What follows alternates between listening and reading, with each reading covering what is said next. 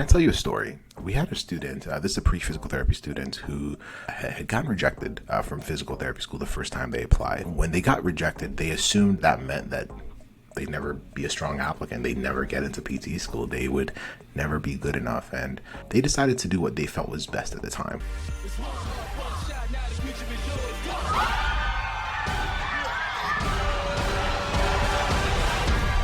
which was find something else, right? They listened to a few words of wisdom, or what they thought was wisdom, from people close to them, whether it was advisors, other physical therapists, even family members, and they decided, you know what, maybe this is a sign.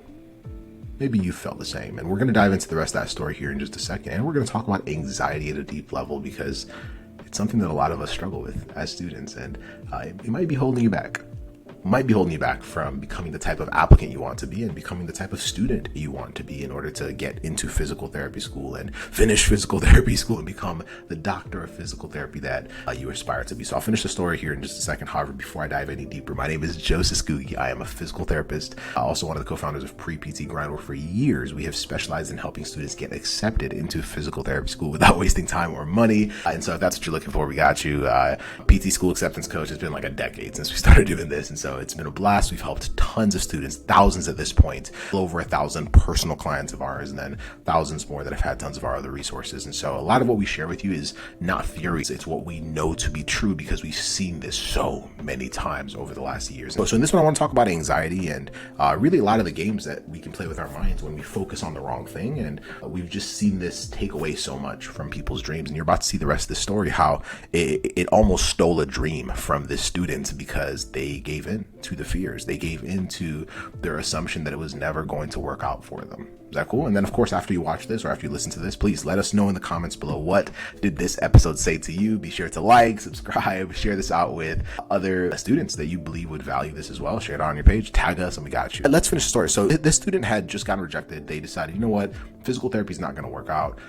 I'm going to do the smart thing and do something else. And they did just that. And they did not apply again, at least not that next year or the year after that. And they decided, okay, what can I do? And they went and got a master's degree because they're like, that'll help me get closer to at least another career. And they did well in their master's degree. They successfully started an entirely different career. And almost 4 years had passed at that point from the first time they had applied, or at least from the last time they had applied to physical therapy school. And then it hit them.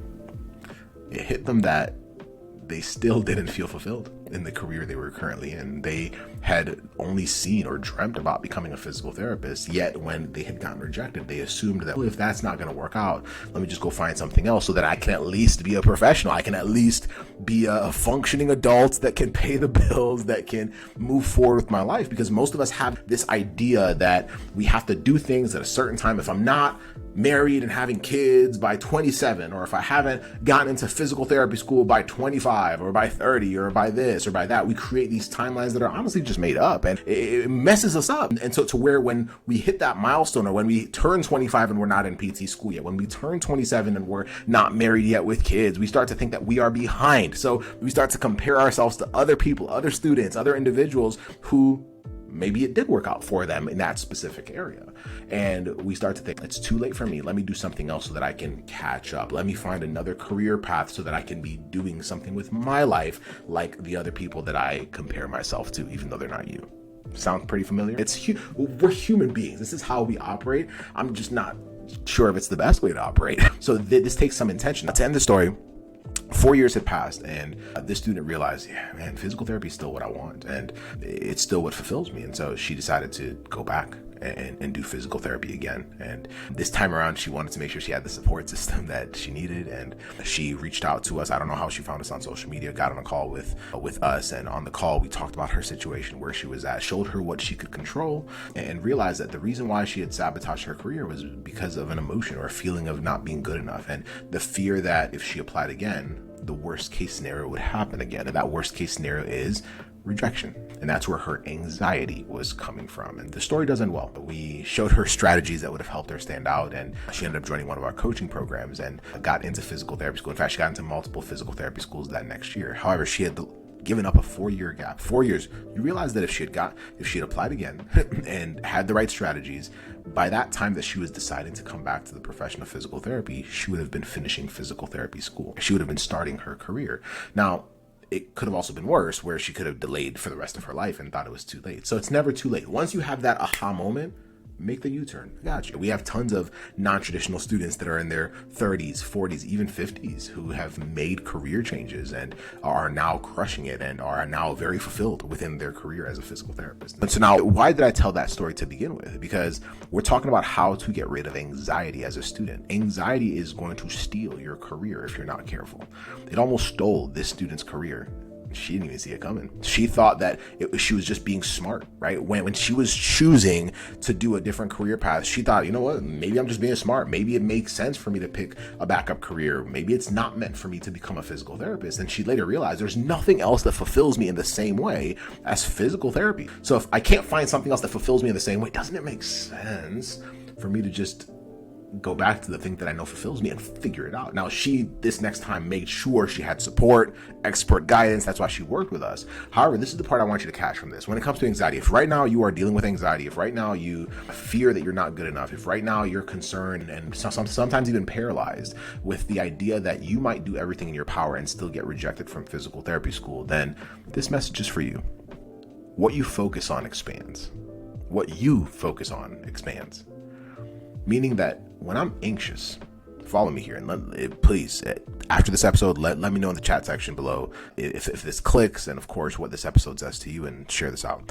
However, when I'm anxious, it's because I'm focusing on the worst case scenario. So I'm going to show you the difference between anxiety and anticipation. This is a concept that I heard from Myron Golden. Look up Myron Golden, brilliant speaker, brilliant communicator. However, when I heard it, I was like, that's it. And I heard it back maybe like 2019 is the first time I heard it. And once I heard it, I was like, that's exactly why a lot of students get stuck. So check it out. So I focus on the worst case scenario. So maybe your worst case scenario is that you're not going to be good enough. Maybe your worst case scenario is that you'll get rejected. Maybe your worst case scenario is that if you do get rejected, you'll let your family down. You'll let your community down. You'll be seen as not smart. You'll be seen as a failure. Maybe that's your worst case scenario. Maybe your worst case scenario is taking the GRE and bombing it. Maybe your worst case scenario is failing your class. We all have different worst case scenarios. They're all fairly similar. However, we all have different worst case scenarios. So now I'm so consumed by the worst case scenario that hasn't happened yet. Keep in mind, it's made up. I'm made up that possible outcome, right? So me fearing rejection is me making up a story that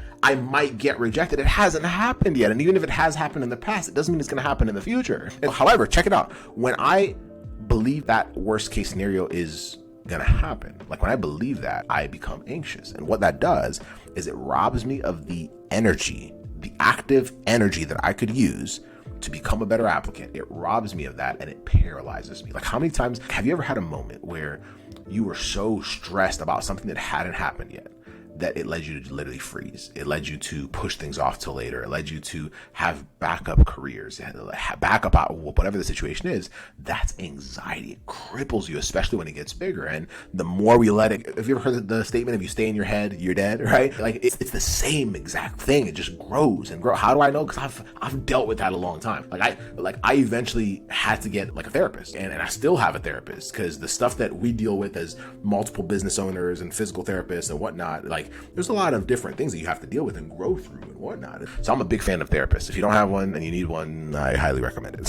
So with anxiety, it's when I focus on the worst case scenario. You following, right? So now anticipation is the exact opposite. So for anticipation, imagine or think back to a moment where you were so excited the night before something big that you could barely sleep. Maybe it was your first concert. Maybe it was the night before your birthday, right? As a kid, because your friends were going to come for the birthday party. Maybe if you celebrate Christmas, it's the night before Christmas, because in the morning you're going to open up presents. Think of whatever your scenario is of a time as a kid or even as an adult where you had something that was going down the next morning. If you were married, it's the night before your wedding, right? So it's like this intense excitement. And in those moments, are you fearful? No, in those moments, you're so anxious that you're like, you feel like you have this endless energy that you just want to unleash. It's why you can't go to sleep. It's why your mind won't stop moving. That's anticipation. When I'm so focused on the best case scenario that it actually fills me up with active energy that I can use to now make that happen. So check it out. So if I am instead of being so concerned about the worst case scenario of getting rejected from physical therapy school, what if I now start asking myself, what if I do get accepted this next year? What if you start to believe that, by the way? Oh man, okay, I believe it's possible for me to get accepted. Now you start focusing on that best case scenario. What starts to happen? Now, number one, you start to ask different questions if you feel stuck, because you've already started to persuade yourself that it's very possible for that thing to occur, the good scenario, right? The best case scenario, or you even convince yourself or persuade yourself that it's going to happen. Then now what you do is you look for as many opportunities as possible to make that outcome come to life, come true. So if I'm like, man, my grades are the only thing holding me back, but I believe it's possible for me to get into PT school. Now what I'll do is I'll start asking different questions. Who's figured out how to help students who have had low GPAs? Or how have other people like myself who have gotten into PT school, how did they do it? If it's the GRE, how have other people who have struggled with the GRE? Be very specific. How have other students who have struggled with the GRE, how have they figured it out so that they could dominate it when they finally took it and passed it and got the score they needed or above whatever the schools were looking for? So if I start to leverage anticipation instead of anxiety, then I now have the active energy to take control of the things that will help me make that thing come to life. But check it out. If I focus on the worst case scenario and I'm stuck in anxiety instead of anticipation, then what starts to happen is I do less and less of the activities that would have helped me get into physical therapy school, that would have helped me stand out, that would have helped me get better grades, that would have helped me get a better GRE score. And then now the thing that I feared would happen, the worst case scenario that I feared would happen, ends up happening. And it started with your focus, what you focused on. With the student that I told you about at the beginning of this training, her focus was on the worst case scenario. One of the biggest things we had to help her shift or adjust was focusing on the best case scenario, and the opportunities that she started to see, the questions she started to ask are truly what helped her become a strong applicant the second go around. And that's why with a 4-year gap, she was ultimately able to get into PT school and absolutely crush it, because this was her dream. This is what she felt called to do. And when something's your calling, who are you to get in the way of that? However, first of all, it starts with your focus. What are you focusing on? And is what you're focusing on serving you, or is it holding you back? What you focus on expands. It does. It does. And it starts with you. You're in control. You're in the driver's seat. And yeah. So I hope this has been helpful. I hope you have an amazing rest of your day, an amazing rest of your week. And for those of you who are listening to this right now, you're like, whoa, okay. I'm starting to realize there's certain questions I now have, because I'm starting to, as I'm listening to Joseph, there's certain things that I'm realizing, there's certain things I need to start now looking at, or at least paying attention to, or at least shifting my perspective on, so that I have a much more positive viewpoint. And for those of you that are like, okay, where do I start? How do I know what my next moves are? I got you. Go to acceptanceguides.com. Acceptanceguides.com. We got you. We already have free resources laid out for you, taken care of for you, so that you can absolutely dominate as an applicant. And then, of course, once you start leveraging those, our team will reach out to you and see if there's any other way that we can help you. That's it, acceptanceguides.com. And that is all. Let me know in the comments below, what did this episode say to you? And of course, share this out. Share, like, if this impacted you, then don't hold it in. Don't hold it to yourself. Share this out with someone else who you believe will benefit from this, or just share it on your social media page and tag us in it, and we'll repost you on Instagram and whatnot. That's it. Have a blessed one. We'll see you on the next training. Bye.